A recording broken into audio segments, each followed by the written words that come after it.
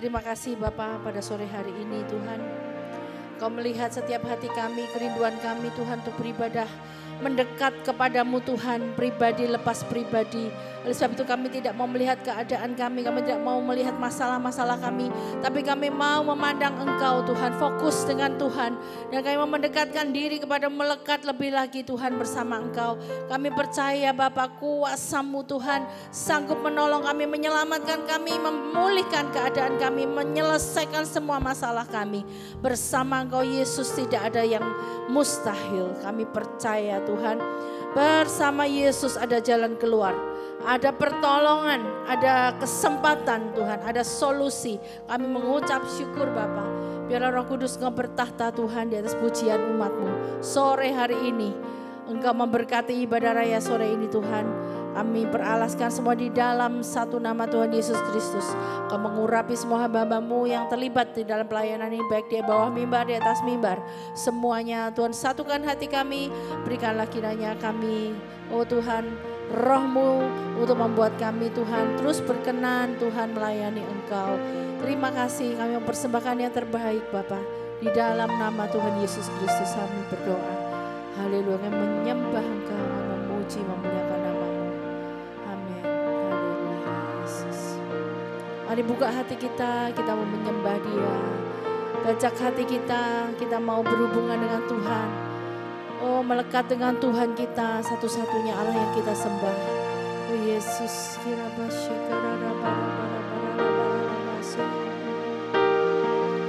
ini hatiku menyembah-Mu, tulus dan kagum padamu Yesus.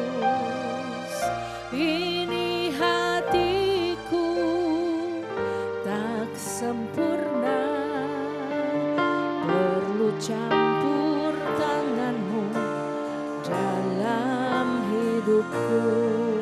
Ini hatiku, ini hatiku menyembah-Mu, tulus dan kagum padamu Yesus. Ini hatiku tak sempurna, perlu campur tangan-Mu dalam hidupku. Hatiku mengasihi-Mu, hatiku mengasihi-Mu, hatiku ingin mengenal-Mu, ingin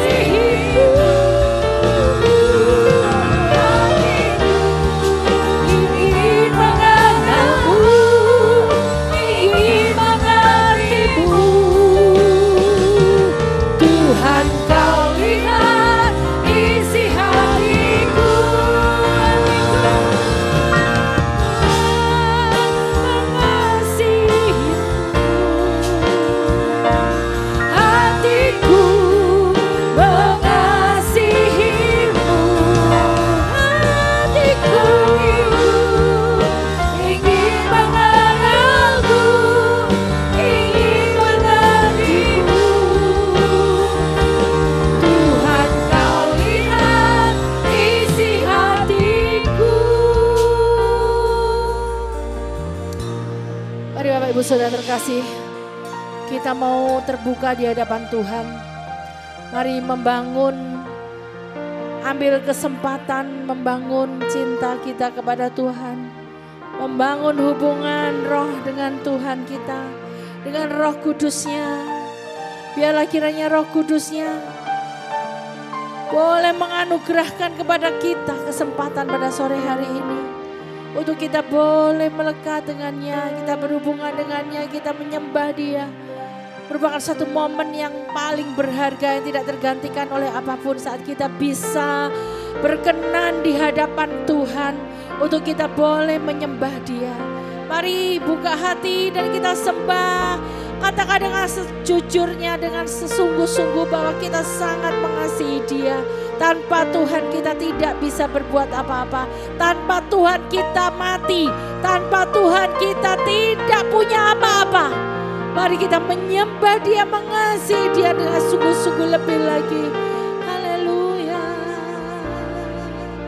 Hatiku mengasihimu. Hatiku mengasihimu.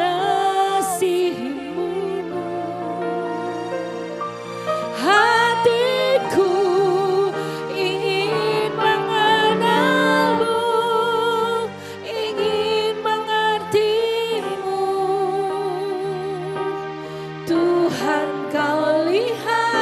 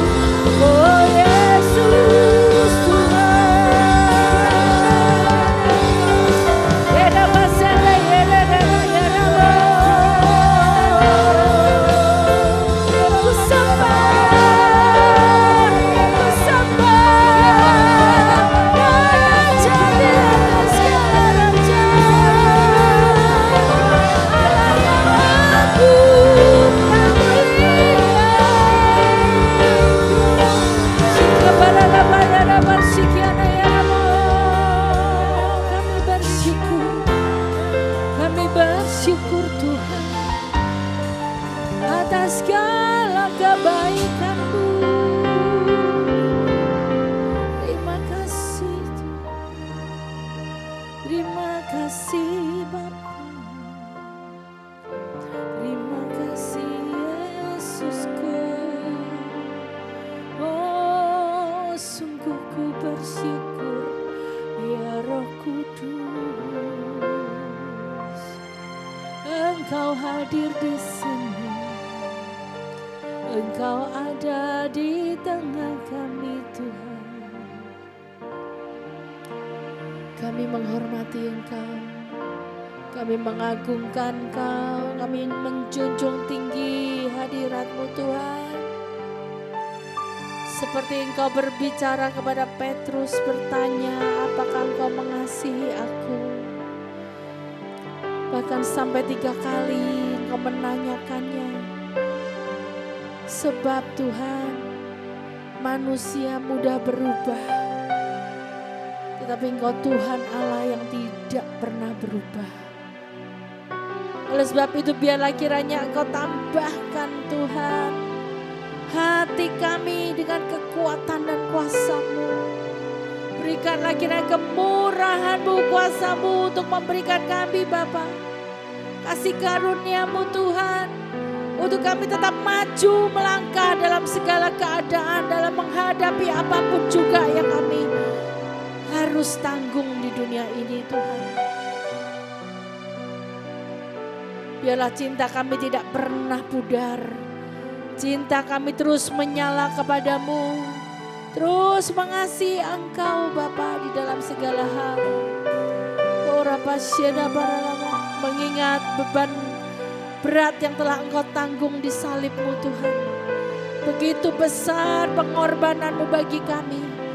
Oh Tuhan, kami bukan apa-apa dan kami belum mengalami secuil pun dari penderitaan-Mu Tuhan. Oh Tuhan Yesus, ajar kami untuk kami tetap teguh beriman. Tetap taat, tetap maju, tetap meninggikan Engkau. Apapun yang terjadi, Engkau di atas segalanya Tuhan. Prioritas kerajaan-Mu Tuhan menjadi bagian kami. Kami percaya Engkau sanggup mengubah segala keadaan hidup kami. Oh yang tidak baik menjadi baik. Oh yang berkekurangan diberkati. Kami percaya Tuhan, bahkan pemulihan, kesembuhan terjadi, mujizat terjadi dalam hidup kami saat kami bergantung kepada-Mu Tuhan. Terima kasih Yesus, terima kasih. Oh Roh Kudus, Engkau dahsyat, Engkau ajaib. Besar, mulia kasih-Mu, Kau korbankan hidup-Mu, curahkan darah-Mu sebagai ganti dosaku.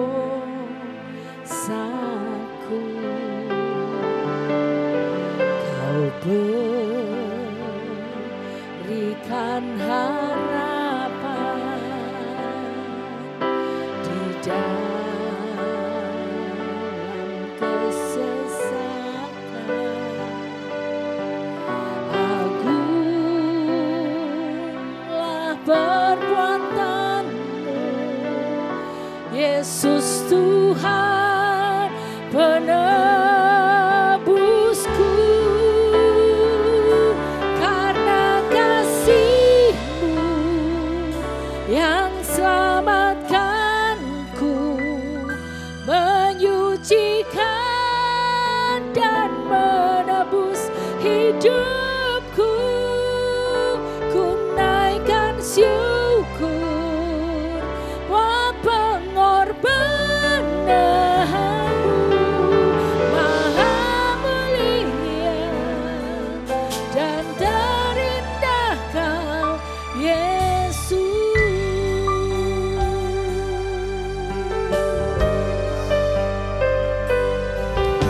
Besar, mari angkat suara. Mulia kasih-Mu,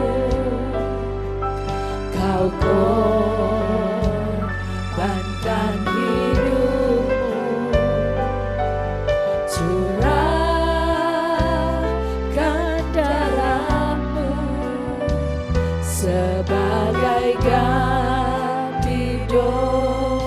pusatku. Kau berikan harapan di dalam kesesakan. Amin. Agunglah perbuatanmu, Yesus Tuhan penebusku.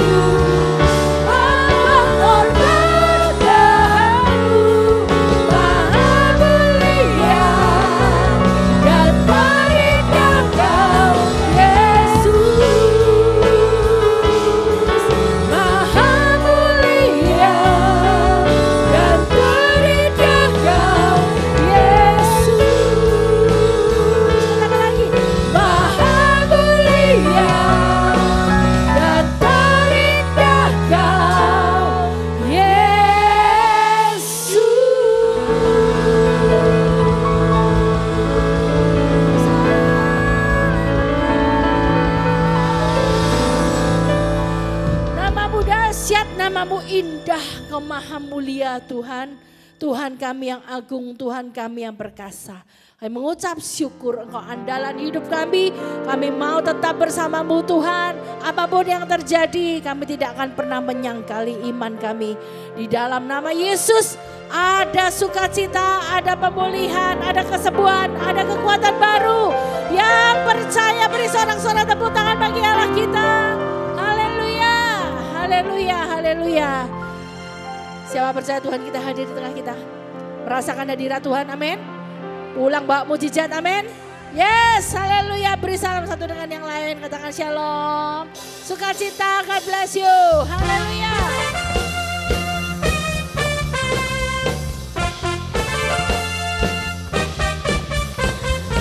Mari semua kita memuji namanya. Allah yang besar, Allah yang maha mulia. Yeah. Tepuk tangannya di atas. Langit dan bumi, pujilah Tuhan, sebab Dia ciptakan semuanya. Katakan, keagungannya mengatasi langit bumi, sebab sujud di hadapannya. Ku puji, ku sembah, ku puji, ku sembah Yesus Kristus Sang Penebusku.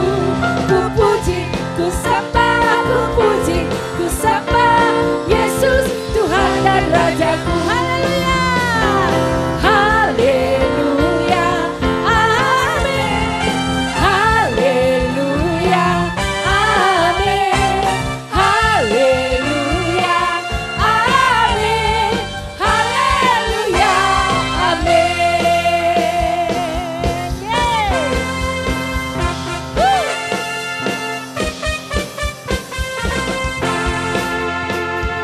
Mari sama-sama semua katakan, langit dan bumi pujilah Tuhan.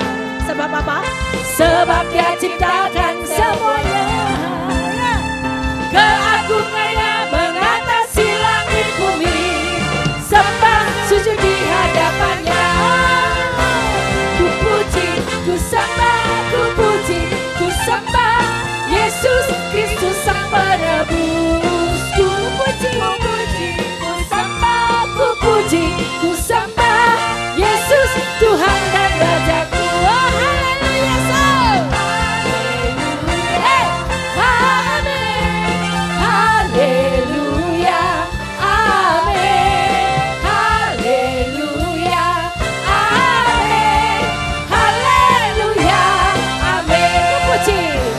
Ku puji, ku sembah, ku puji, ku sembah Yesus Kristus Sang Penebusku.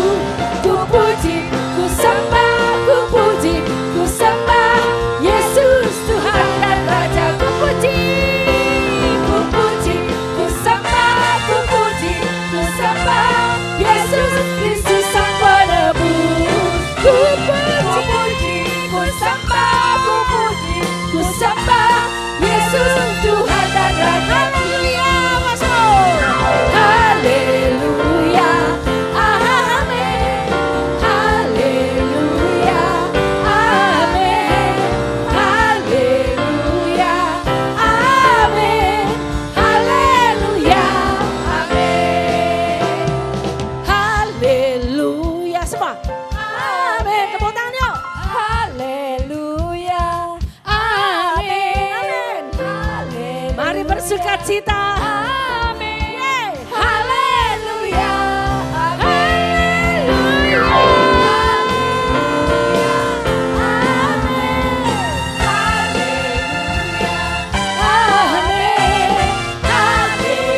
haleluya, amin, haleluya, amin, haleluya, amin, haleluya,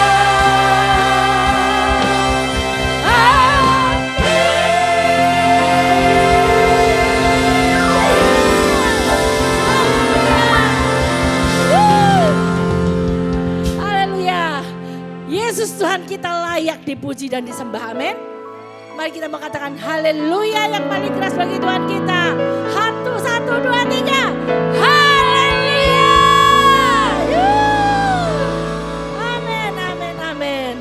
Percaya bahwa kalau kita melekat dan berharap bergantung kepada Tuhan sepenuhnya, Tuhan akan memulihkan kehidupan kita, keadaan kita. Amin. Masalah apapun Tuhan akan berikan kita jalan keluar dan kita akan menjadi pemenang-pemenang. Amin. Katakan kamu pemenang. Amin. Kamu pasti diberkati. Haleluya. Mari beri sorak-sorai tepuk tangan bagi Allah kita.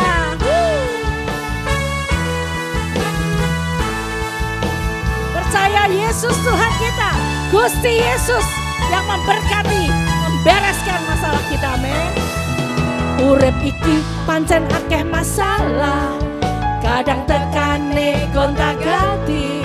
Ojo wedi lan ojo kuwatir, bareng Yesus kita adepi. Urip iki pancen akeh masalah, kadang tekane gonta-ganti. Ojo wedi lan ojo kuwatir, bareng Yesus kita adepi. Sing penting ana Gusti Yesus, ana Gusti Yesus, masih uripku akeh masalahe. Ana Yesus ana mujizat, sing penting ana Gusti Yesus, ana Gusti Yesus, masih uripku akeh masalahe. Penting ana Gusti Yesus, beres kabeh. Yo kita nyanyi.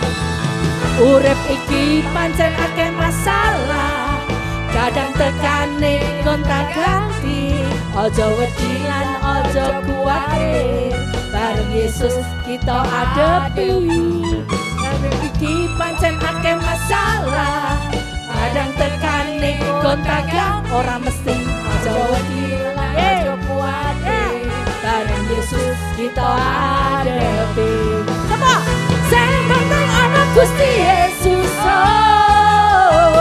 ana Gusti Yesus, masih uripku akeh masalahe. Ana Yesus ana mujizat, sing penting ana Gusti Yesus, ana Gusti Yesus, masih uripku akeh masalahe. Penting ana Gusti Yesus, sing penting ana Gusti Yesus, ana Gusti Yesus, masih uripku akeh masalahe. Ana Yesus ana mujizat, sing penting ana Gusti Yesus, ana Gusti Yesus, masih uripku akeh masalahe. Penting ana Gusti Yesus, beres kabeh. Siapa di sini yang enggak punya masalah? Yang masalahnya sudah beres kabeh, angkat tangan. Percaya kalau bisa beres karena ada Gusti Yesus. Amin. Tanyai kiri kanan, kowe ana masalah? Masalah itu gak cuma masalah soal duit ya saudara ya. Ini masalah banyak hal ya, macem-macem masalah ya. Yang belum menikah pengen jodoh ya, juga masalah. Yang pengen cari sekolah yang the best juga masih ada masalah. Apalagi masalah duit. Tapi yang terbesar masalahnya kalau nggak punya Tuhan Yesus. Amin. Amin. Siapa di sini punya Tuhan Yesus?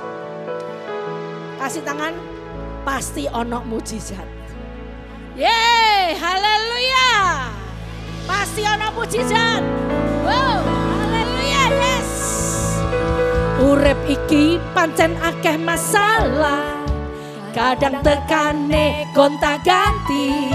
Ojo wedi lan ojo kuwatir, bareng Yesus kita adepi.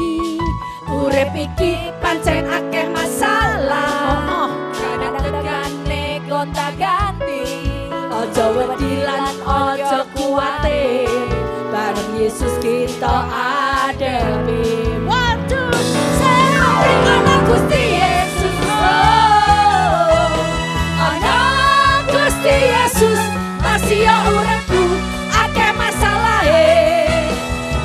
Yesus ana mujizat sing penting ana Gusti Yesus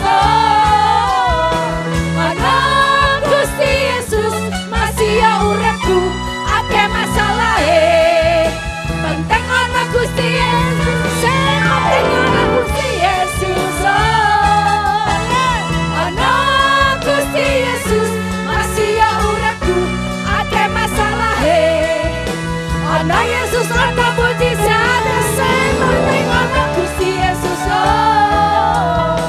ana Gusti Yesus masih ya uripku akeh masalahe penting ana Gusti Yesus beres kabeh jemaat tangan sing penting ana Gusti Yesus ana Gusti Yesus akeh masalahe lebih keras lagi sing penting ana Gusti Yesus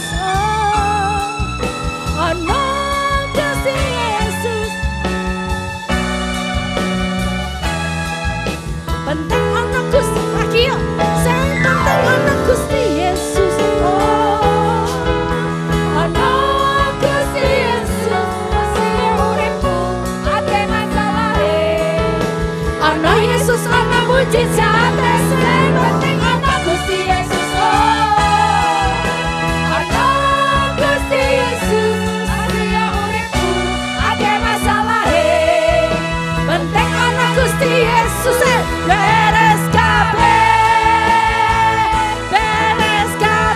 ana Gusti Yesus beres kabeh ana Gusti Yesus beres kabeh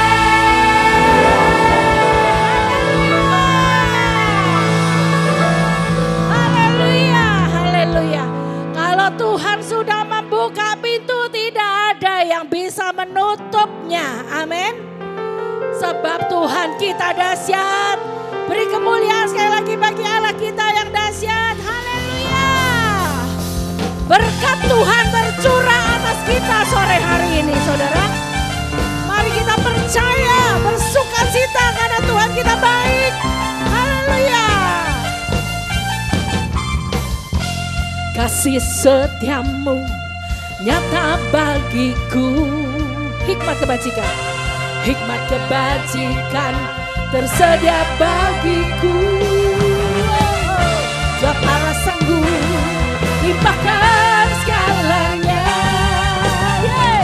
dan anugerahnya sangat besar bagiku. Waktu selesai aku diberkati, karena Allah sanggup untuk apa?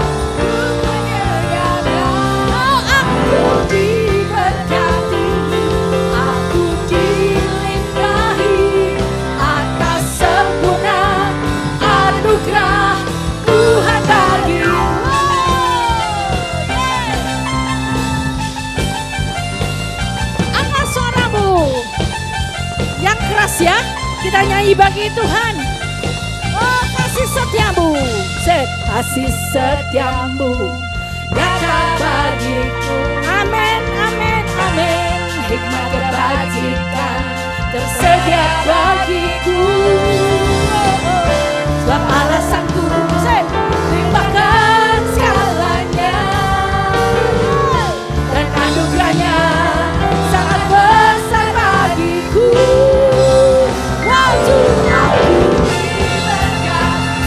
Kedahkan tangan.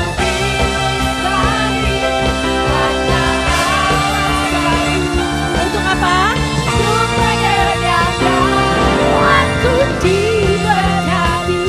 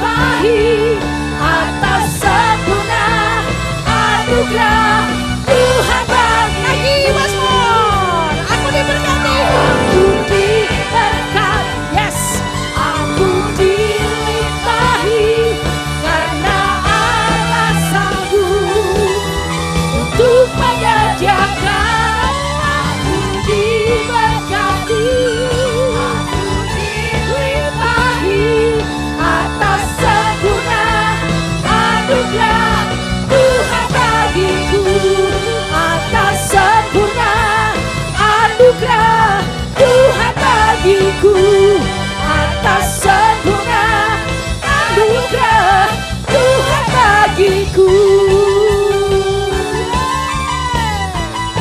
Anugerahnya sempurna bagi kita. Haleluya. God bless you all. Haleluya. Haleluya. Silakan duduk kembali. Tuhan Yesus memberkati kita semuanya. Berbahagialah orang yang dikasihi Tuhan. Amin. Sebab Tuhan akan mengampuni dia, memulihkan keadaannya. Walaupun kita mengalami banyak masalah, banyak sekali batu terjal, jalan curam, angin ribut, badai gelombang. Tapi tetap percaya teguh, beriman, tidak meninggalkan imanmu kepada Tuhan kita Yesus Kristus. Amin. Sebab hanya Dia yang bisa membawa kita sampai kepada hidup yang kekal. Yang percaya katakan amin. Berdoa, percaya, maka engkau akan dipulihkan. Dan engkau diselamatkan. Dan bahkan engkau dan seisi keluargamu. Amin. Minta kuasanya, minta kasih-Nya dicurahkan atas kita senantiasa. Oh, terima kasih Tuhan, mengucap syukur. Dia jalan kebenaran, dia jalan yang sempurna, dia yang memulihkan, mengampuni kita. Mari kita mau mengelulukan kasih-Nya yang besar. Engkaulah jalan yang sempurna, janji-Mu murni bagai emas perak, perisai perlindungan, keselamatanku. Engkaulah jalan kebenaran, dalam kasih-Mu ada kehidupan. Amin. Penolong yang setia di dalam kesesakan,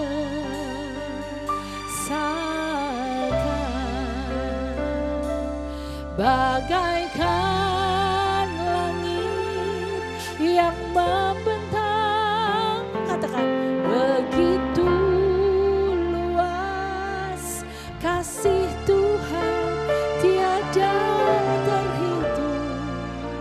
Pertolongan-Mu dalam hidupku. Mari muliakan Tuhan. Bagaikan dalamnya samudra, begitu dalam kasih Tuhan, tiada terhitung. Kesetiaan-Mu dalam hidupku. Angkat suaramu. Engkaulah jalan yang sempurna.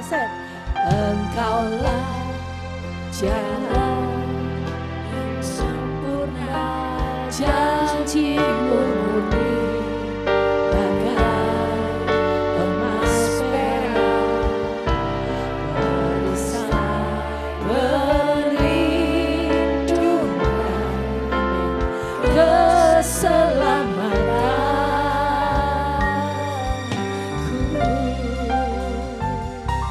Engkaulah jalan kebenaran, dalam kasih-Mu ada kehidupan. Penolong yang setia di dalam kesesakan,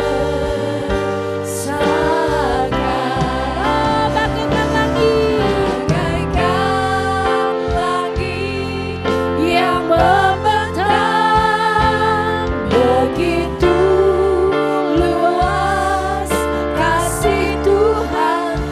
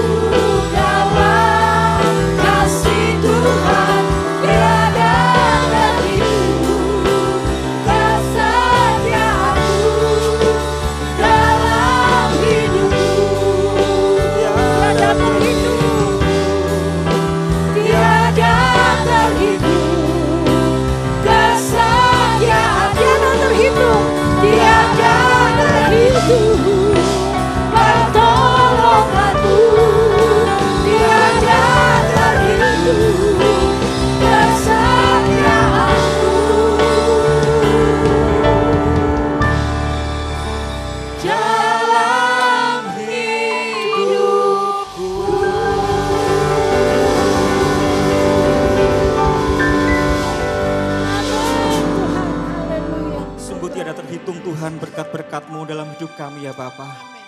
Engkau memang layak kami kagumi Tuhan. Engkau memang layak kami sembah. Engkau memang layak kami bertepuk tangan untuk Engkau Bapa. Kami menyanyi untuk menghormati kehadiran-Mu di tengah-tengah umat-Mu Tuhan pada sore hari ini Bapa. Kau layak terima yang terbaik, termulia Tuhan, terhormat bagi hidup kami ya Bapa. Terima kasih Bapa. Kami percaya Kau ada di tengah-tengah kami umat-Mu Tuhan pada sore malam hari ini ya Bapa. Dan kami tahu Tuhan, ketika Engkau hadir Tuhan, Kau menyembuhkan yang sakit Tuhan. Kau memulihkan yang perlu dipulihkan ya Bapa. Kau menghiburkan umat-Mu Tuhan. Kau taruh firman-Mu dalam setiap umat-Mu Tuhan pada sore hari ini ya Bapa. Tumpahkan segala keinginan-Mu Tuhan melalui firman-Mu ya Bapa. Sampaikan semua firman-Mu Tuhan. Lepaskan kuasa firman-Mu Tuhan pada sore malam hari ini Bapa. Urapi hamba-Mu yang terbatas Tuhan. Urapi lidah bibir hamba-Mu Tuhan Yesus. Kau yang tanpa batas Tuhan. Kau yang punya kuasa Bapa. Urapan-Mu mengalir memenuhi setiap kami semua Tuhan pada sore malam hari ini Bapa. Kami yang rindu mendengar sabda firman-Mu Tuhan. Kami dikuatkan oleh firman-Mu. Kami dihiburkan oleh firman-Mu Tuhan. Kami dikuasai oleh firman-Mu ya Bapa. Firman yang sanggup mengubahkan paradigma kami yang salah Bapa. Firman-Mu yang sanggup menumbuhkan iman kami Bapa. Tuhan terima kasih Bapa. Lepaskan firman-Mu yang tajam Tuhan. Yang lebih tajam dari pedang bermata dua manapun Bapa. Yang sanggup memisahkan roh jiwa dan dalam hati kami Bapa, umat-Mu Bapa. Terima kasih Tuhan Yesus, terima kasih Bapa. Bila segala kemuliaan, hormat dan pujian syukur hanya bagi nama-Mu Bapa. Di dalam satu nama Tuhan Yesus Kristus, mari semua yang siap menerima firman Tuhan bersama-sama mengatakan Amin. Amin. Shalom Bapak Ibu.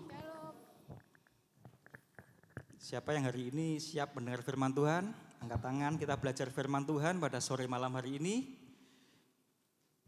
Saya percaya bahwa janji firman Tuhan 2-3 orang berkumpul dan sepakat demi nama Tuhan Yesus, Tuhan ada di tengah-tengah kita. Dan ketika Tuhan ada di tengah-tengah kita percaya bahwa Tuhan memberkati kita, Tuhan memulihkan hidup kita, Tuhan memberikan firman-Nya yang penuh kuasa. Hari-hari ini kita perlu yang namanya firman saudara. Ya, hari ini kita perlu yang namanya keintiman dengan Tuhan saudara. Perlu yang namanya kita haus dan lapar akan hadirat Tuhan. Dunia dan seisinya tidak bisa memuaskan kecuali hanya roh Allah yang sanggup memuaskan saudara. Karena kita diciptakan itu wadahnya memang kita itu bisa puas hanya dengan Allah sendiri saudara. Memang dari kodratnya Tuhan ciptakan kita, semua tidak bisa memuaskan. Saudara mau, ya saudara punya uang, saudara mau healing, sekarang bahasanya kan healing. Saudara mau pergi kemana, saudara mau beli apa aja. Itu hanya sesaat kita bisa puas saudara. Tetapi kepuasan sejati didapatkan hanya di dalam hadirat Tuhan. Setuju katakan amin saudara. Oleh sebab itu, pada sore malam hari ini, saya sampaikan mengenai suatu tema yang berjudul mengenai unshakable. Tak tergoncangkan, saudara. Ya, Tuhan hari-hari ini sedang fokus kepada umatnya, supaya umatnya terus memandang kepada pencipta, terus fokus kepada sang firman yaitu Tuhan, saudara. Ada suatu gambar ilustrasi saudara yang menarik yang menjadi berkat bagi saya pribadi. Next coba Wilmar. Fokus ya coba jangan bapinan dulu. Ya, gambar ini tentang rencana saudara. Ya, bukankah kita punya banyak rencana, punya banyak keinginan, punya banyak angan-angan. Tidak salah saudara, punya banyak cita-cita. Tapi terkadang Tuhan tidak melakukan hal-hal yang sesuai dengan keinginan kita, saudara. Pernah saudara ngalami? Loh, pengenku tuh ini loh. Ternyata kok Tuhan alihkan yang ini. Sering saya hadapi, saudara. Sering saya alami. Mungkin bagi Bapak Ibu saudara juga pernah mengalami yang terkadang Tuhan tuh membelokkan rencana kita. Yang sepertinya baik di mata kita. Sepertinya, oh itu paling benar. Belum tentu itu benar di mata Tuhan, saudara. Tetapi Tuhan punya rencana yang lebih baik, yang di luar ekspektasi kita, saudara. Di luar angan-angan kita, saudara. Percayalah bagian kita hanya percaya kepada Tuhan. Dikatakan bahwa trust God. Percaya kepada Tuhan saja. Bukan menyerah, tapi berserah kepada Tuhan. kita mempersilahkan Tuhan bekerja dalam setiap kehidupan kita, saudara. Satu ayat yang seringkali kita baca, kita perkatakan, saudara. Ayat ini berbicara gini, rancangan Yeremia 29:11, saudara sudah pernah sering toh dengar toh Yeremia 29:11. Rancanganku bukanlah rancangan kecelakaan, rancangan damai sejahtera, rancangan penuh dengan sukacita, rancangan bukan kebangkrutan, mungkin bukan hal yang lainnya, bukan sesuatu yang buruk. Saudara, dari ayat Yeremia 29:11 itu sebenarnya cerita ketika bangsa Israel ada di dalam pembuangan, saudara. Di dalam tawanan, di negara asing. Dan Tuhan berfirman pada waktu itu pada bangsa Israel. Bahwa dikatakan bahwa rancangan-rancangan itu adalah rancangan damai sejahtera. Di saat bangsa Israel sedang terpuruk di dalam pembuangan, firman ini berbicara kepada bangsa Israel. Artinya apa, saudara? Saya merenungkan dari ayat ini, Tuhan itu Jehovah Shalom, saudara. Kita tidak ada alasan untuk menolak yang namanya masalah. Tidak ada manusia yang tidak kebal, yang kebal dengan masalah, yang kebal dengan goncangan, tantangan. Semua mengalami yang namanya masalah, saudara. Kita seperti Yeremia tadi katakan, loh mungkin bangsa Israel bertanya, loh Tuhan aku ini ada dalam pembuangan, bangsa kita dalam pembuangan. Kenapa kok firman-Mu berkata seperti itu? Artinya gini, saudara. Jadi ketika kita mengalami suatu masalah, saudara. Ketika kita mengalami pergumulan yang berat, percayalah bahwa Jehovah Shalom itu ada dalam kehidupan kita. Kita enggak bisa menolak dari masalah, menghindar dari masalah. Asalkan kita punya Shalom itu, saudara. Kita ada mengalami damai sejahtera. Itu maksudnya dari ayat ini, saudara. Yeremia 29:11. Oleh sebab itu, hari-hari ini kita perlu yang namanya fokus. Next, gambarnya coba lihat, next. Ini ayat tadi, saudara. Dikatakan rancangan damai sejahtera itu berbicara mengenai Shalom. Kita rindu Shalom ada dalam keluarga kita. Shalom ada dalam setiap pekerjaan kita. Shalom ada dalam gereja tempat ini. Shalom dimanapun kita berada, ada Shalom menyertai kehidupan kita, saudara. Itu bedanya kita sebagai orang percaya. Tuhan selalu menyertai hidup kita. Berkat itu bukan hanya bicara, tadi Susan katakan menyinggung soal, bukan hanya soal uang. Tapi berkat juga bicara soal Shalom, soal damai sejahtera. Kita punya banyak uang, kita punya banyak mungkin sumber daya yang melimpah. Tapi kalau enggak ada Shalom, pasti saudara bingung, saudara. Pasti kita enggak bisa menikmati apa yang menjadi berkat kita, saudara. Saudara mungkin kaya tapi rumah tangganya berantakan, rumah tangganya segegeran aja, saudara. Apa gunanya, saudara? Makanya pentingnya Shalom itu. Tuhan katakan ketika bangsa Israel ada di dalam pembuangan, katakan Shalom ada dalam kehidupanmu. Meskipun kamu ada dalam pembuangan di tempat negeri yang asing, tetap Tuhan menyertai kehidupan bangsa Israel pada waktu itu, saudara. Oleh sebab itu, hari-hari ini kita perlu yang namanya fokus, saudara.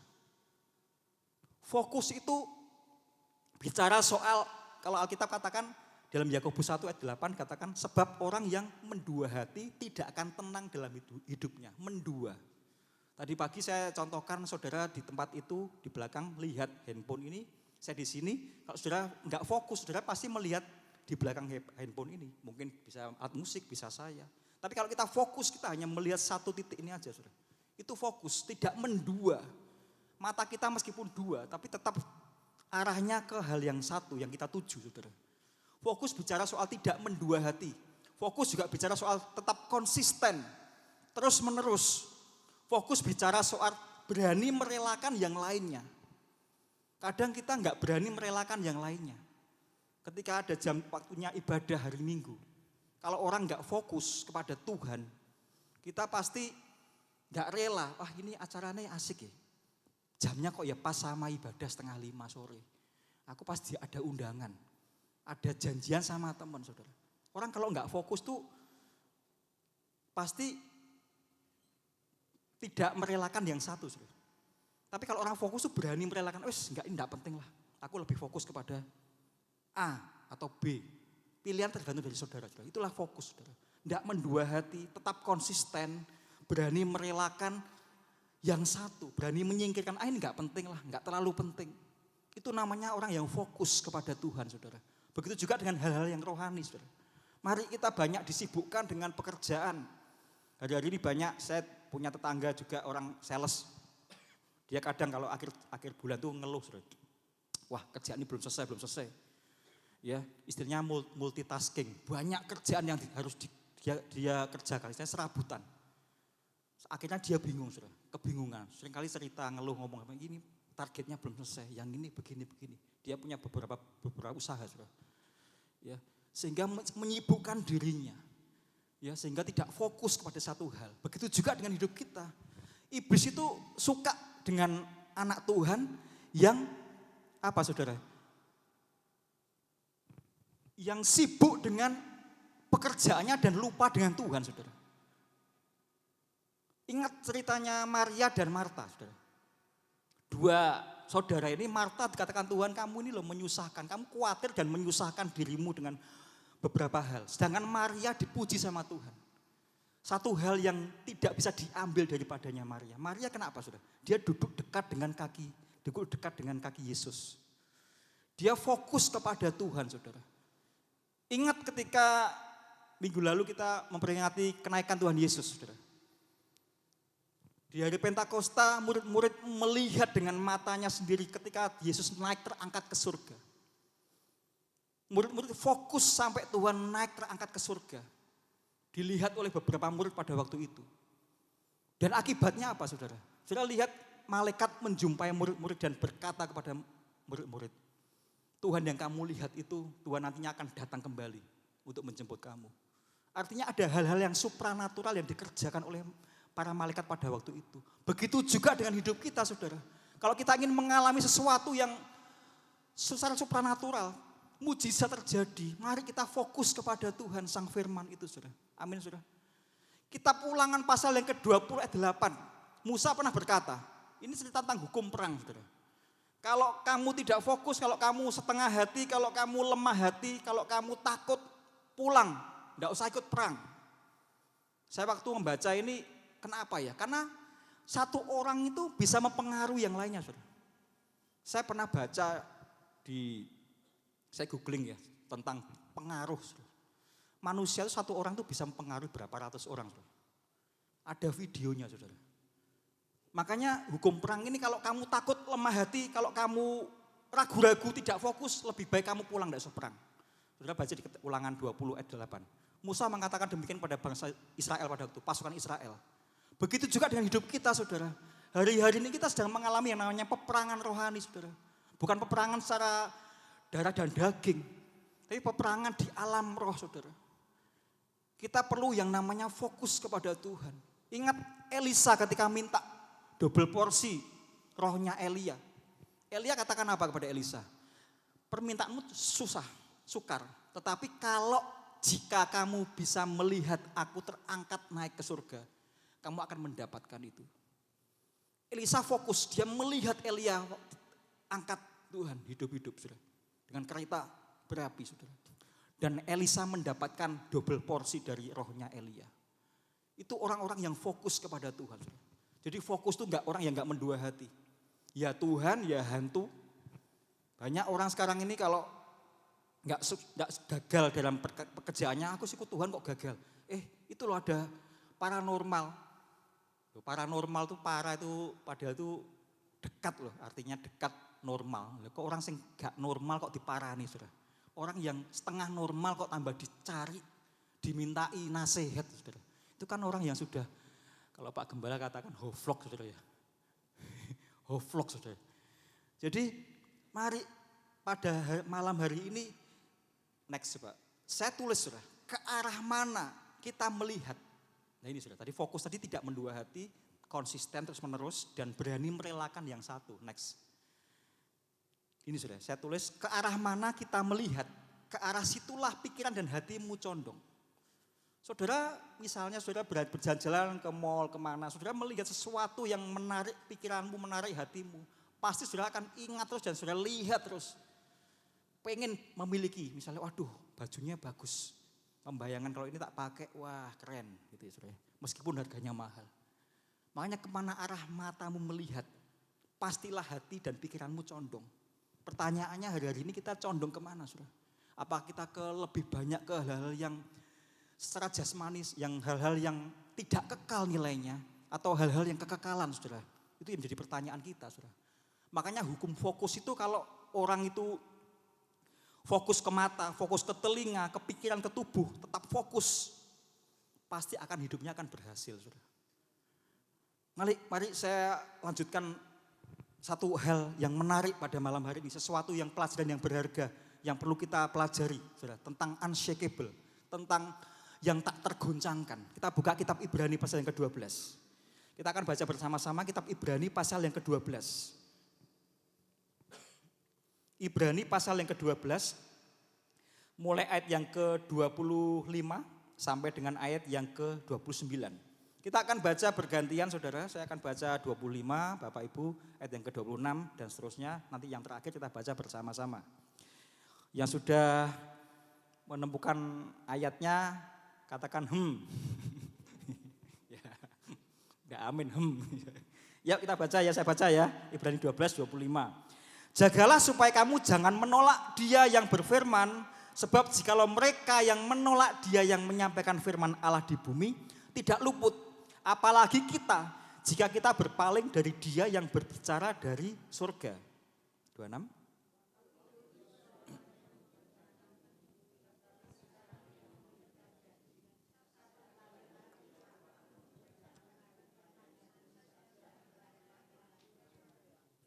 Ungkapan satu kali lagi menunjuk kepada perubahan pada apa yang dapat digoncangkan. Karena ia dijadikan supaya tinggal tetap apa yang tidak tergoncangkan.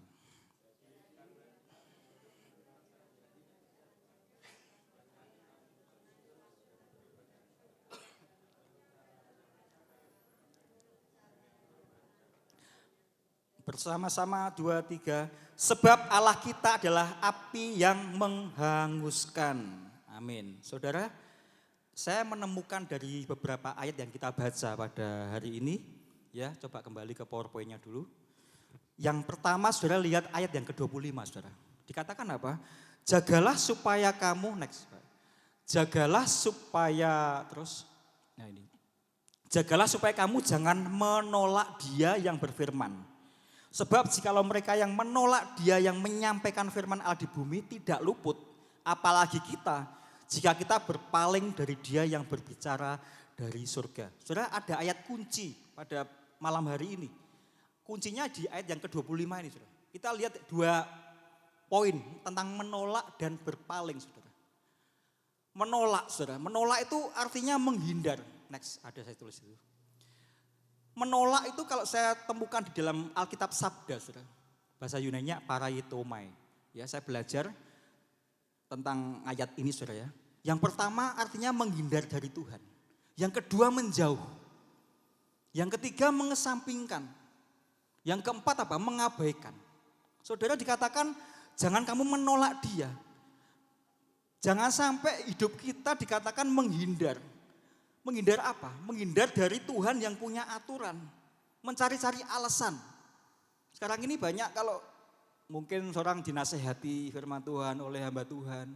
Karena karepnya kita tidak sesuai dengan nasihatnya firman Tuhan. Kita menolak sudah, menghindar. Wes jauh sampai enggak maulah ketemu sama ini. Nanti aku dikotbahi sudah, istilahnya gitu. Atau saudara mungkin mencari-cari alasan. Aduh hari Minggu, aku seminggu sudah kerja. Disuruh nyanyi lagi, nyembah Tuhan, kasih persembahan lagi, datang gereja. Ya. Itu artinya kita menghindar dari Tuhan, menjauh. Kata menolak bicara soal juga menjauh dari Tuhan, saudara. Mengesampingkan tadi. Ya. Bahkan mengabaikan. Banyak orang lebih fokusnya kepada pekerjaan. Hal-hal rohani abaikan nanti aja, abaikan aja lah. Enggak terlalu penting. Yang penting ini loh. Ini cuannya luar biasa ini, yang penting ini. Abaikan aja. Enggak terlalu penting. Ingat saudara, firman Tuhan itu dikatakan kitab 2 Timotius pasal yang ketiga.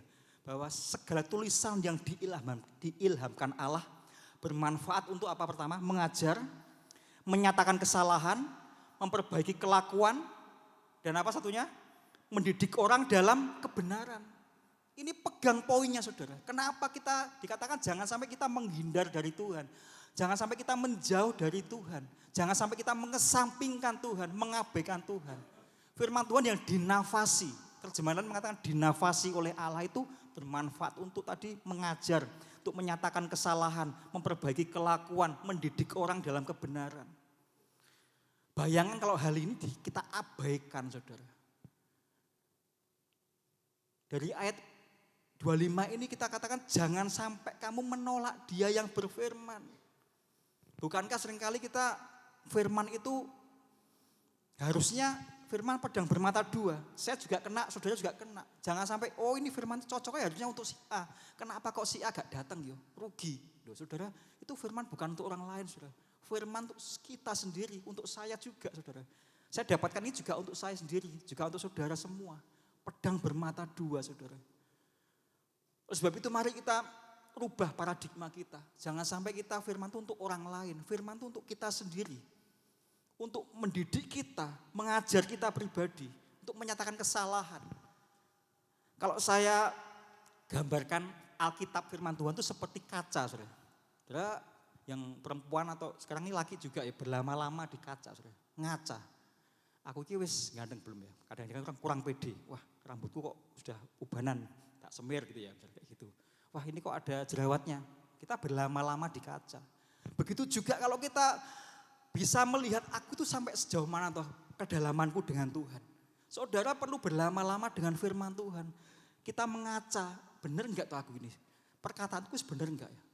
Hidupku itu sudah sesuai dengan jalurnya Tuhan atau enggak ya? Kita tuh mengacanya dengan firman Tuhan, bukan mengaca kita melihat sosial media. Orang-orang yang sukses itu kan biasanya pamer kan, di Instagram itu kan orang pamer. Sudah lihat orang sukses kan di situ. Orang yang berhasil meskipun sebenarnya kehidupannya berantakan tapi dibaik-baikan, saudara. Wah, ini loh habis di sini difoto, dikirim supaya dilihat orang, ini loh diberkati, ini loh sukses, saudara. Enggak salah, saudara. Sekarang kan zamannya flexing, saudara. Ya pamer, saudara. Tetapi mari kita jangan mengaca kepada artis, mengaca kepada orang-orang yang lainnya, saudara. Mengacalah kepada firman Tuhan. Itu yang pertama, penolak. Kemudian kata yang kedua dikatakan tadi apa? Berpaling. Next. Berpaling itu apa, saudara? Berpaling itu bicara soal ketidaksetiaan kita. Kalau saya berhadapan saudara-saudara, saya berpaling, saya membelakangi saudara. Sudah enggak suka lagi dengan melihat saudara. Itu artinya orang enggak setia. Bisa bicara soal apa? Memberontak, membelot. Berpaling itu bicara soal tidak setia. Bicara soal memberontak, bicara soal membelot. Bicara soal menyingkirkan. Orang enggak setia kan disingkirkan. Orang cerai kan wis gak seneng mbek bojone, gak seneng istrinya, tak singkirkan cari yang lainnya. Itu menyingkirkan, gak setia, berpaling dengan yang lainnya, saudara. Ingat bangsa Israel di kitab Hakim-Hakim itu. Istilahnya tomat, tobat, kumat, saudara. Menyingkirkan Tuhan. Ketika dia mengalami masalah, ketika mereka mengalami peperangan, mengalami diintimidasi oleh musuh, dijajah oleh musuh, mereka bengok-bengok sama Tuhan. Awalnya dia sungguh-sungguh setia, tapi menyingkirkan kepada ilah-ilah lain, saudara. Kalau hari-hari ini ilah-ilah itu, berhala itu bukan bicara soal saudara menyembah patung, saudara. Mungkin pekerjaanmu jadi ilahmu, saudara. Anakmu bisa jadi ilahmu. Apalagi, saudara, kemampuanmu, sumber dayamu bisa jadi ilahmu, saudara. Kita enggak lagi mengandalkan Tuhan. Dia punya asuransi miliatan mungkin, aman, hidupnya aman. Loh, ingat, saudara, nanti saya tunjukkan, saudara. Ya, suatu ketika Tuhan akan goncang kita, saudara. Tuhan akan ambil itu, saudara, supaya kita bergantung fokus hanya kepada Tuhan, saudara.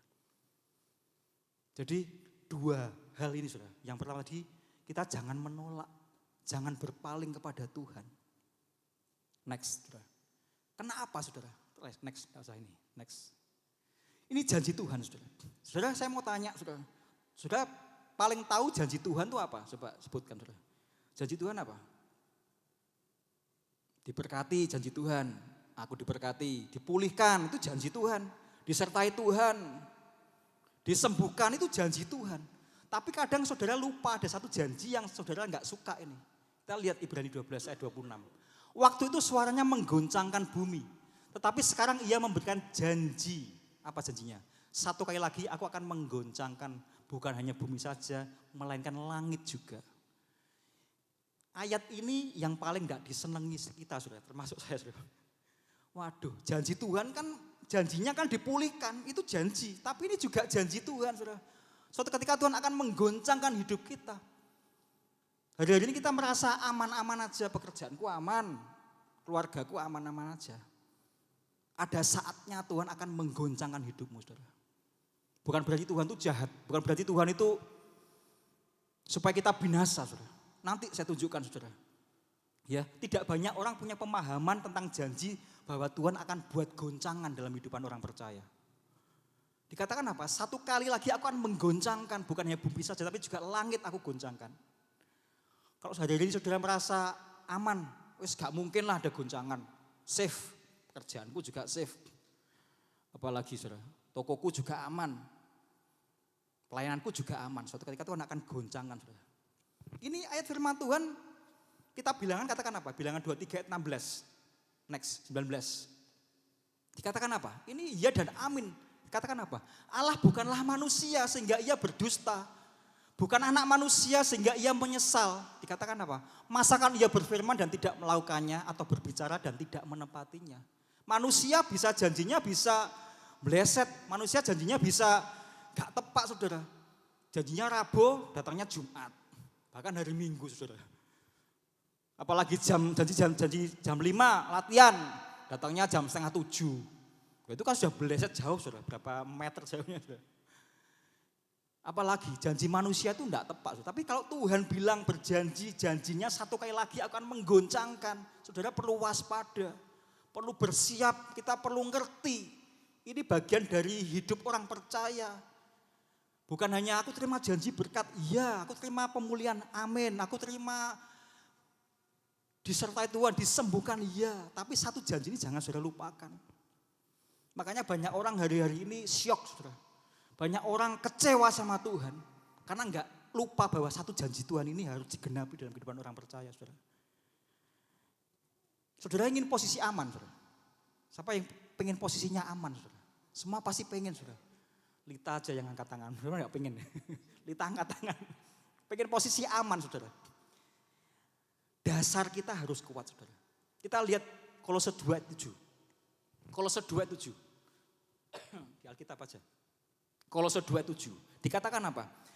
Hendaklah kamu berakar di dalam Dia dan dibangun di atas Dia.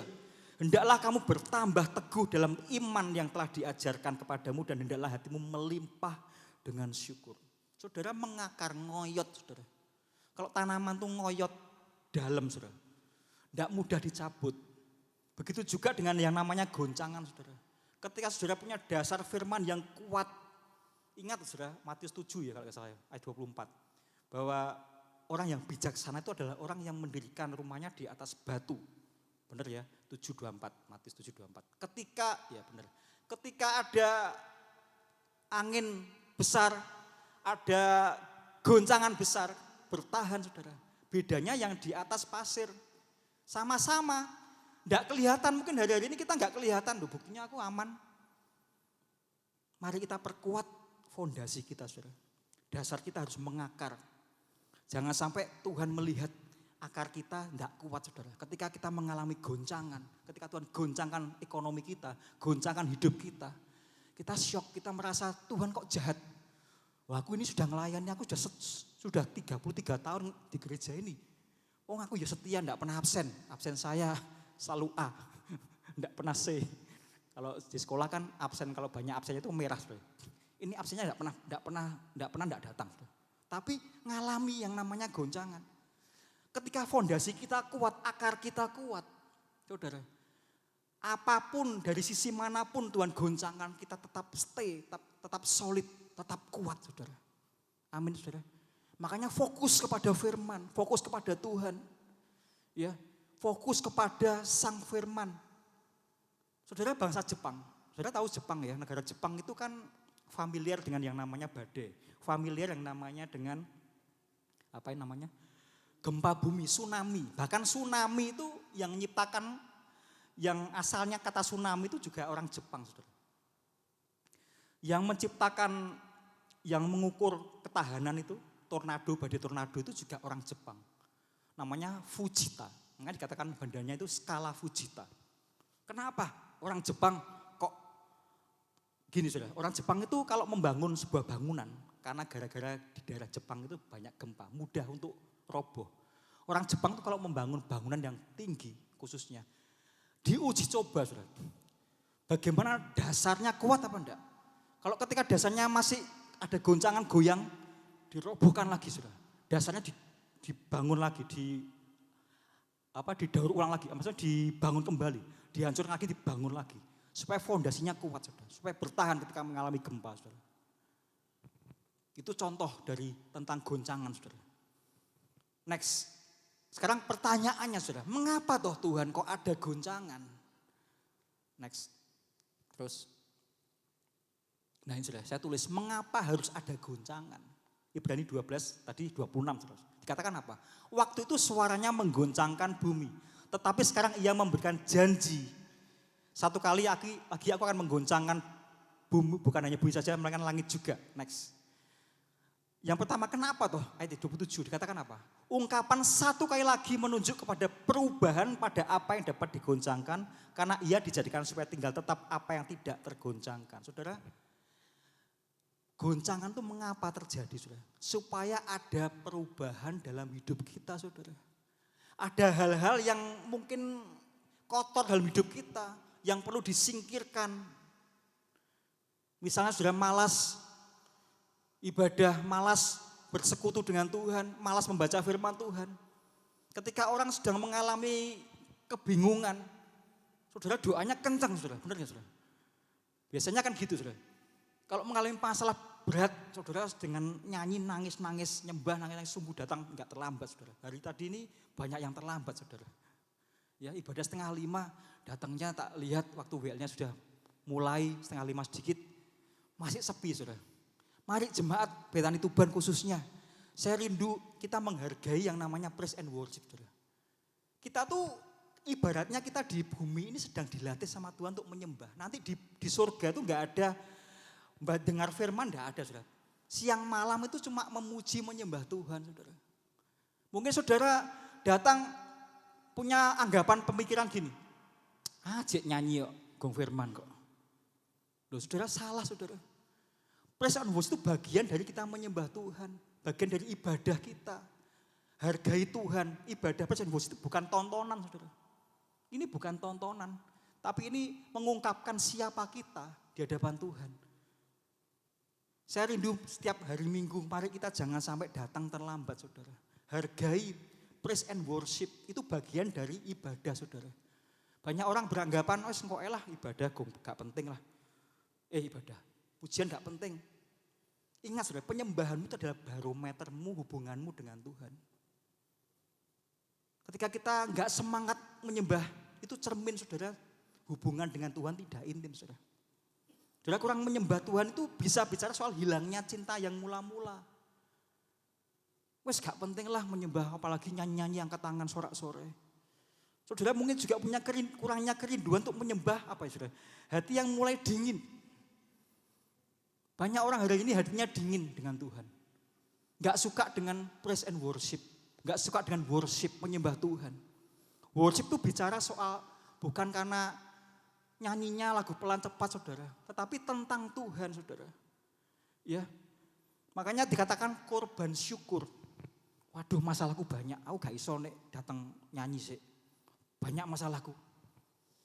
Hari-hariku berat sekali. Saudara saya katakan bahwa meskipun tidak ada alasan untuk bersyukur, tetap pujilah Tuhan karena siapa dia saudara. Bukan karena alasanku aku berat gak bisa puji Tuhan, enggak saudara. Itu namanya korban syukur. Meskipun kondisinya sedang sakit, sedang susah, sedang krisis. Itu yang namanya menyembah itu korban syukur itu kita puji Tuhan tentang siapa dia. Bukan karena kita, bukan karena pemain musiknya, WL-nya, enggak saudara. Makanya mari kita ubah paradigma kita tentang ibadah saudara. Jangan kita telatan saudara. Kalau sekarang ini lagi viral, Gubernur Jawa Barat Dedi siapa? Dedi Mulyadi. Ya, kalau yang jemaat telatan nanti dimasukkan ke barak militer. Siapa yang pengen masuk barak militer? Jangan telatan sudah datang ibadah. Loh iya, sekarang sedikit-sedikit masukkan barak militer. Anak yang tidak taat lebokne di barak militer. Nah, jemaat yang telatan masukkan ke barak militer. Deddy Mulyadi bilang gitu, Saudara. Sekarang arti menggoncang, next. Coba, Saudara. Saya temukan menggoncang itu maksudnya apa? Sebentar, kita lihat Matius dulu, Matius 3 ini. Dikatakan apa? Alat penampi sudah di tangannya. Ia akan membersihkan tempat pengirikannya. Tadi saya katakan, kenapa digoncang, Saudara? Dibersihkan, Saudara. Tempat pengirikan itu gereja, bicara soal gereja. Gereja bukan bicara soal tempat aja, bicara soal juga hidup kita ini gereja, Saudara. Dibersihkan hal-hal yang kotor, termasuk Saudara telatan ibadah, termasuk gak suka muji Tuhan, termasuk apa, Saudara? Males membaca firman Tuhan. Saudara mungkin suka alasan, suka bohong sama orang lain, suka enggak tepat janji, itu akan dibersihkan sama Tuhan. Tempat pengirikannya akan dibersihkan. Hal-hal itu akan digoncangkan di depan kita, Saudara.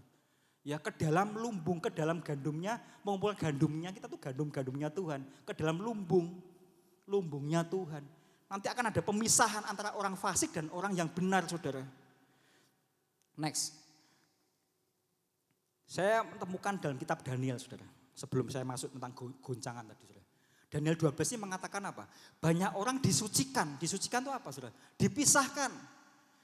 Dan dimurnikan. Dimurnikan bicara soal tidak ada campuran. Saudara kalau pengen sesuatu yang murni itu kan mahal, Saudara. Jeruk yang murni itu enggak campuran itu kan lebih mahal dari yang campuran, Saudara. Dan diuji dikatakan. Tetapi orang-orang fasik akan berlaku fasik. Tidak seorang pun dari orang fasik itu akan memahaminya. Tetapi orang-orang bijaksana akan memahaminya. Saudara, ini maksudnya, Saudara. Jadi hari-hari ini di akhir zaman ini seperti kita Daniel katakan bahwa orang-orang akan dipisahkan. Saudara boleh hidup di dunia ini campur dengan orang dunia, orang belum mengenal Tuhan Yesus. Tetapi cara kita berkata-kata, cara kita berpikir, cara kita menyelesaikan masalah itu dengan cara-caranya Tuhan. Itu maksudnya dipisahkan, Saudara. Dimurnikan. Kita perlu dimurnikan, nanti suatu ketika Tuhan akan lihat pekerjaanmu. Seperti kitab 1 Korintus berapa itu, dikatakan orang membangun, entahkah orang membangun di atas dasar emas, perak, atau rumput kering, kayu, jerami. Tuhan akan lihat pekerjaan kita, lihat pelayanan kita. Kita akan diuji nantinya, Saudara. Dikatakan apa? Orang fasik akan berlaku fasik. Orang yang gak sungguh-sungguh yang mengabaikan hal rohani itu katakan apa, Saudara? Wes gak penting lah, wes mumpung kita hidup, ayo kita foya-foya. Masa muda, foya-foya. Tua kaya raya, mati masuk surga. Nah, itu prinsipnya orang dunia, Saudara. Ya, tapi kita, ayo kita sungguh-sungguh. Jangan sampai goncangan terjadi, kita enggak siap, Saudara. Biarkan orang yang semakin jahat bertambah jahat, tapi kita orang benar semakin benar. Orang bijaksana itu apa tadi dikatakan? Orang bijaksana yang akan memahaminya. Tadi katakan bijaksana seperti Matius 7 tadi, ayat 24, yang mendirikan rumahnya di atas batu karang yang teguh. Yesus, dasar kita harus kuat, Saudara. Next. Arti menggoncang itu apa toh? Terus. Cepat, next. Saudara, next. Enggak, sebelumnya, coba lihat. Sebelumnya, kelewatan. Terus, enggak ada ya, menggoncang ya. Di sini enggak tak saya tulis, Saudara. Artinya menggoncang itu bicara soal goyah, Saudara. Bicara soal roboh, bicara soal apa? Hancur. Ya, supaya kita bersiap. Goncang itu bicara soal roboh, bicara soal hancur. Ya, jangan sampai kita kaget dengan goncangan yang terjadi. Terus apalagi goncangan bicara soal kita dipulihkan dari rasa aman, rasa nyaman. Suatu ketika Tuhan akan seperti kitab Ulangan 32, coba kita buka, kitab Ulangan 32. Kadang zona nyaman kita tuh Tuhan akan coba singkirkan, Saudara. Tidak tahu apa zona nyaman kita, Saudara. Ulangan 32:11. Dikatakan apa? Laksana Raja Wali menggoyang bangkitkan isi sarangnya. Melayang-layang di atas anak-anaknya, mengembangkan sayapnya, menampung seekor dan mendukungnya di atas kepaknya. Saudara, ini seperti Tuhan itu seperti Raja Wali, Saudara. Terhadap anak-anaknya. Kita tuh anak Raja Wali, Saudara. Raja Wali itu melihat, sang induk Raja Wali kalau melihat anaknya dirasa kuat, terbang, ototnya kuat, tulangnya sudah kuat. Dikatakan apa? Digoyang bangkitkan. Ditendang, Saudara. Tujuannya bukan supaya anaknya mati, Saudara. Diajari terbang, Saudara. Saya merenungkan ayat ini, iya ya kita tuh seperti Raja Wali, anak Raja Wali. Suatu ketika Tuhan akan goyang zona nyaman kita. Supaya kita semakin bergantung kepada Tuhan. Bagaimana kita? Diajar terbang, diajar naik lebih tinggi lagi. Raja Wali itu ketika ada badai itu bukan semakin turun tapi semakin naik terbang tinggi, saudara. Raja Wali itu luar biasa, itu lambang Kristen, saudara. Burung Raja Wali itu. Kita bukan burung emprit, saudara. Bukan burung apalagi saudara yang gak bisa terbang. Bukan ayam bangkok, saudara. Tapi kita tuh Raja Wali. Ketika zona nyaman kita digoyang bangkitkan sama Tuhan. Tuhan ajar kita untuk kita semakin dewasa. Semakin terbang tinggi seperti Raja Wali, saudara. Ya, goncangan, bicara soal apa? Dilanda angin, dilanda gelombang. Supaya kita mengerti siapa dia. Saudara, ada satu cerita yang menarik menurut saya, saudara. Kita lihat Matius pasal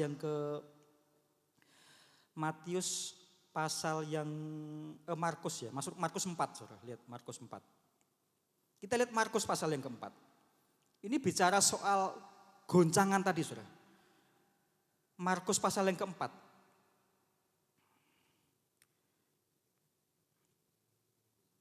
Markus pasal yang keempat. Iya, ayat yang ke-38 ya. Nah, ini ceritanya mulai dari ayat yang ke-35. Ini tentang goncangan, saudara. Judulnya Angin Ribut Diredakan. Saya baca ayat 35. Pada hari itu waktu hari sudah petang, Yesus berkata kepada mereka, marilah kita bertolak ke seberang. Saya tanya, yang ngajak ini siapa, saudara? Yesus. Inisiatifnya siapa? Inisiatifnya Yesus. Tetapi ketika di tengah-tengah lautan yang luas, saudara, tiba-tiba ada angin taufan, dikatakan ayat 37, ombak yang menyembur sampai perahunya itu hampir penuh dengan air. Dan murid-muridnya waktu itu bingung, saudara. Namanya kena badai kan bingung, saudara.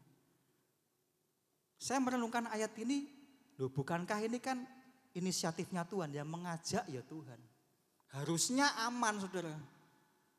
Artinya bukan berarti kita itu ikut Tuhan itu kita aman, saudara. Ikut Tuhan kita terus nyaman, saudara. Suatu ketika Tuhan akan uji kita dengan badai kehidupan, saudara.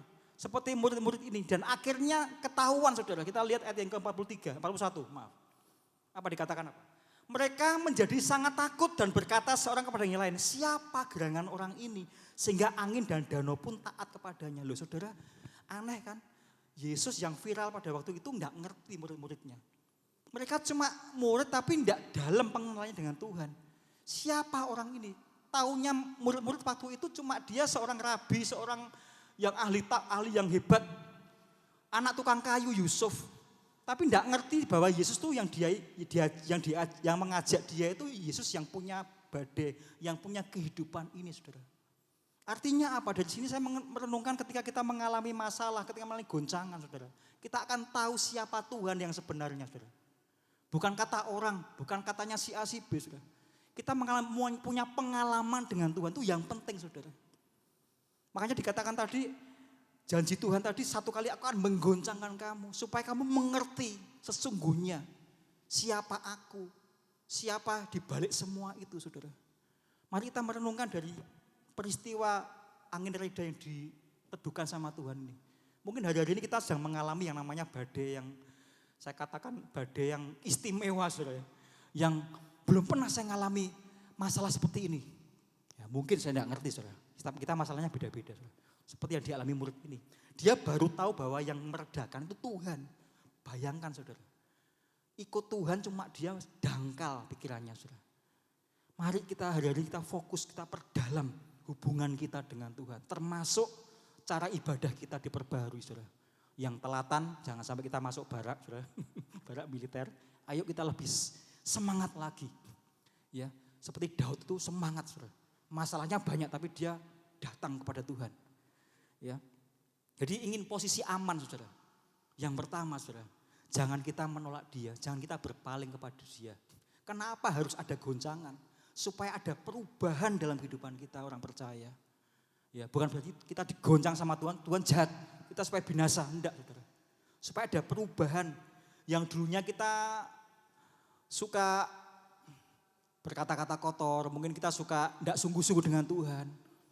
Ketika ada mengalami goncangan, kita sungguh-sungguh pada Tuhan. Itu tujuannya Tuhan, saudara. Bukan untuk menghancurkan kita. Seperti Raja Wali tadi, dicoba digoyangkan isi sarang kita, isi sarangnya. Ketika anak itu mau jatuh, anak Raja Wali mau jatuh, tangkap dengan induknya. Ditangkap, naik lagi terbang tinggi, dilepaskan lagi, tangkap lagi, saudara. Sampai akhirnya anak Raja Wali bisa belajar terbang, saudara. Dan menjadi dewasa, saudara. Amin, saudara. Mari dalam perjalanan iman kita itu pasti ada yang namanya masa penampian, saudara. Masa-masa pengujian dalam hidupan kita, saudara. Saya satu contoh lagi, saudara. Daniel, pasal yang ke-12. Ada di PowerPoint. Daniel 12, tadi sudah ya dibaca ya tadi ya. Saya cerita aja, Daniel ini suatu ketika ada 3 orang yang bernama Sadrak, Mesak, dan Abednego. Suatu ketika diuji 3 orang ini. Ketika Nebukadnezar membangun sebuah patung yang besar, semua Babel harus menyembah patung. Dia umumkan pada semua kerajaan di Babel. Barang siapa yang tidak menyembah patung yang aku dirikan ini, aku masukkan ke dalam dapur api yang menyala-nyala. Yang menyala, yang begitu panas, dipanaskan 7 kali lipat. Dan suatu ketika bertemulah 3 orang yang namanya Sadrak, Mesak, dan Abednego. Dan 3 orang ini, apakah dia setuju dengan Daniel? Enggak, saudara. Saudara buka Daniel 3:17. Next, ada enggak situ? PowerPoint. Daniel 3. Nah ini, Daniel 3 ayat 17 dikatakan apa? Ini Sadrak, Mesak, Abednego ngomong gini. Jika Allah kami yang kami puja sanggup melepaskan kami, maka Tuhan akan melepaskan kami dari perapian yang menyala-nyala itu. Dan dari dalam tanganmu ya Raja. Tetapi seandainya tidak, hendaklah Tuanku mengetahui ya Raja bahwa kami tidak akan memuja dewa Tuanku. Dan tidak akan menyembah patung emas yang Tuanku dirikan. Saudara, inilah iman, saudara. Bahasa Jawanya masio ngene, aku tetap percaya Tuhan Yesus. Masio masalahku banyak, aku tetap percaya Tuhan. Atau bahkan jika harus begini aku tidak mau meninggalkan imanku. Itu yang namanya iman. Kalau takut itu bagaimana jika? Piye nek ngene? Itu kan orang takut. Saudara. Tapi kita lihat pelajaran malam hari ini. 3 pemuda Sadrak, Mesak, Abednego enggak menyembah patung. Apakah Tuhan diam? Tidak, saudara. Ada orang yang melihat ada 1 orang yang berjalan-jalan di api yang menyala-nyala itu. Siapa itu? Malaikat, saudara. Sampai akhirnya raja bilang, lihat apakah orang itu sudah mati. Bahkan rambutnya aja tidak terbakar. Kulitnya apalagi bajunya tidak terbakar. Saudara. Akhirnya Daniel, 3 orang ini Sadrak, Mesak, Abednego dilepaskan dari perapian yang menyala-nyala. Saudara. Itulah iman, saudara. Kalau kita punya dasar firman yang kuat, goncangan boleh terjadi, tapi kita tidak terjabut dengan mudah. Saudara. Kita enggak mudah untuk menyalahkan Tuhan. Kita enggak mudah untuk syok, enggak mudah untuk benci, marah sama Tuhan, saudara. Menyalahkan si A, si B, si apa keluarga kita semuanya, saudara. Saudara, krisis, saudara. Bicara soal krisis. Saya menemukan satu tulisan yang ditulis oleh seorang mantan presiden Amerika. Ada di situ, sebelumnya ini ada kalau tidak salah. Nah ini saudara, sebelumnya. Krisis itu punya 2 pengertian, saudara. Ya. Yang pertama artinya danger dan opportunity, saudara. Ketika setiap krisis pasti ada 2 setiap kita mengalami krisis, mengalami goncangan, pasti ada 2 hal yang kita dapatkan. Yang pertama tekanan, yang kedua peluang, saudara. Dikatakan apa? When written in Chinese, the word crisis is composed of 2 characters. One represents danger and the other represents opportunity. Kemarin saya teleponan sama anaknya Bu Yeni, Jojo. Jo artinya apa Jo itu Jo? Dia bilang, itu krisis itu weci. Benar ya Pak? Weci. Terus kalau satunya kesempatan, opportunity itu apa? Artinya apa itu? Cihoe, benar ya Pak? Oh itu artinya apa? Itu kesempatan Om. Wah iya itu bagus. Tulisannya John Kennedy ini bagus. Di setiap krisis pasti ada yang namanya kesempatan. Ingat saudara pada masa-masa yang lalu COVID itu banyak resep-resep mama-mama itu bikin pada waktu COVID saudara. Ya, punya ide. Ketika orang ngalami susah itu pasti idenya muncul, saudara. Jepang aja ketika ngalami susah kan banyak badai, banyak krisis. Itu orang-orangnya justru orang yang muncul profesor-profesor yang bisa menciptakan alat-alat seperti alat untuk angin badai itu diciptakan oleh orang Jepang, saudara. Jadi masa-masa susah itu justru orang menjadi pandai, saudara. Ya, makanya jangan alergi dengan yang namanya krisis. Jangan alergi dengan yang namanya goncangan masalah, saudara. Saudara akan dijadikan punya ide yang cemerlang, saudara. Enggak selamanya krisis itu jelek, saudara, dalam hidup kita, saudara. Amin, saudara. Ya, kita melihat yang terakhir, saudara. Ya, kesimpulannya kita lihat Ibrani 12 ayat yang ke-28. Next, ada di situ. Ibrani 12 ayat 28 dikatakan apa? Ayat yang ke-28. Jadi karena kita menerima kerajaan yang tidak tergoncangkan, marilah kita mengucap syukur dan beribadah kepada Allah menurut cara yang berkenan kepadanya dengan hormat dan takut. Menerima, saudara. Ya, kita sudah bergabung dengan kerajaan. Siapa kerajaan ini? Kerajaan Allah dan kebenarannya, saudara. Arti menerima itu dikatakan sudah bergabung, telah menerima kebenaran. Bicara soal pergaulan keintiman, bergaul karib dengan Tuhan, saudara. Seorang tokoh di Alkitab yang diangkat hidup-hidup, siapa saudara tahu? Ada 3 di Alkitab yang diangkat hidup-hidup, saudara. Selain Henok siapa? Elia, satunya apa? Yesus, Yohanes. Yesus diangkat hidup-hidup, saudara. Dilihat, disaksikan murid-muridnya. Di Alkitab cuma 3 yang diangkat hidup-hidup itu, saudara. Salah satunya Henok. Henok itu kenapa kok diangkat hidup-hidup? Dia enggak punya prestasi yang spektakuler. Enggak ada kitab Henok, enggak ada, saudara. Dia enggak pernah membuat mujizat. Coba cari, ada enggak Henok membuat mujizat? Henok enggak mengalami kematian. Tapi dia diangkat hidup-hidup. Kuncinya kenapa, saudara? Karena dia bergaul karib dengan Tuhan. Dia buka dalam Kejadian 5:24. Di sini ada enggak ya? Ya ini, nah ini ayat ke-24. Dikatakan apa? Henok hidup bergaul dengan Allah dan ia tidak ada lagi sebab ia telah diangkat oleh Allah selama 365 tahun. Berarti setiap hari dia bergaul dengan Tuhan. Makanya enggak rugi, saudara, setiap hari kita bergaul dengan firman, saudara. Kita punya kekuatan dari dalam ini loh, saudara. Rasul Paulus katakan apa? Yang kelihatan tuh sementara, yang tak kelihatan tuh kekal nilainya, saudara. Saudara baca itu enggak, kok lagu baca yo biasa, saya enggak tambah gede badan saya enggak, saudara. Tapi kekuatan dari dalam itu, saudara. Inside out, orang Kristen itu inside out, bukan outside. Dari luar kalau masuk enggak, tapi inside out. Yang kita keluarkan tuh yang ada dalam kita. Saudara suka misuh itu berarti enggak ada firman dalam hidup kita. Yang keluar itulah yang menajiskan, firman Tuhan katakan. Makanya Henok tadi ini dikatakan apa? Dia tidak punya prestasi, dia tidak punya pernah mengalami mujizat, tapi dia diangkat hidup-hidup oleh Tuhan. Saudara menerima, bergaul karib. Sekarang pertanyaannya apa toh? Next coba, saya tulis di sini, saudara. Apa toh yang paling dirindukan Tuhan dari hidup kita itu apa? Next, ada tulisan tadi, apa yang Tuhan rindukan tadi? Apa yang paling Tuhan rindukan dalam hidup kita, saudara? Keintiman kita dengan Tuhan. Seperti Maria tadi, saudara. Maria duduk dekat kaki Tuhan. Dikatakan tetapi hanya satu saja yang perlu. Maria telah memilih bagian yang terbaik. Ketika kita intim dengan Tuhan, kita menerima kerajaan itu. Kerajaan itu bicara soal kedaulatan Allah. Allah yang berdaulat, Allah yang memerintah dalam hidup kita. Itu bicara soal kerajaan. Kita terima, kita intim, kita masuk dalam kerajaan Allah dengan firman-Nya. Maka goncangan apapun yang kita alami, tetap kita kuat, saudara. Tetap kita enggak menyalahkan Tuhan. Tetap kita fokus kepada Tuhan. Tetap kita setia, kita sungguh-sungguh, kita semakin menyala-nyala melayani Tuhan. Amin, saudara. Makanya oleh sebab itu yang terakhir saya katakan bahwa kadang-kadang pikiran kita, saudara.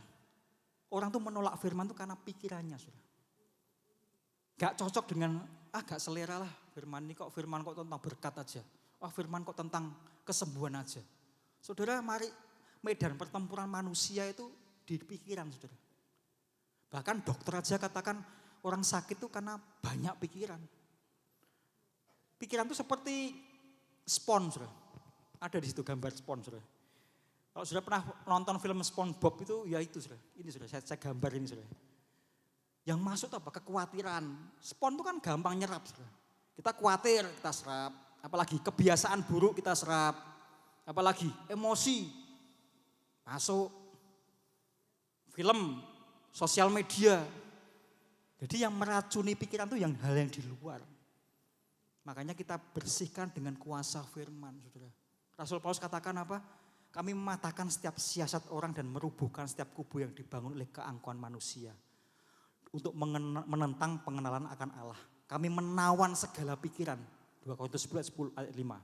Kami menawan segala pikiran dan menaklukkannya kepada Kristus. Mari saudara yang dikasih Tuhan, yang terakhir mau saya ingatkan saudara.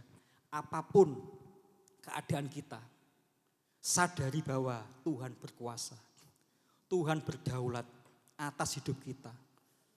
Tidak ada alasan untuk kita bersikap negatif. Tidak ada alasan untuk kita memusuhi Tuhan.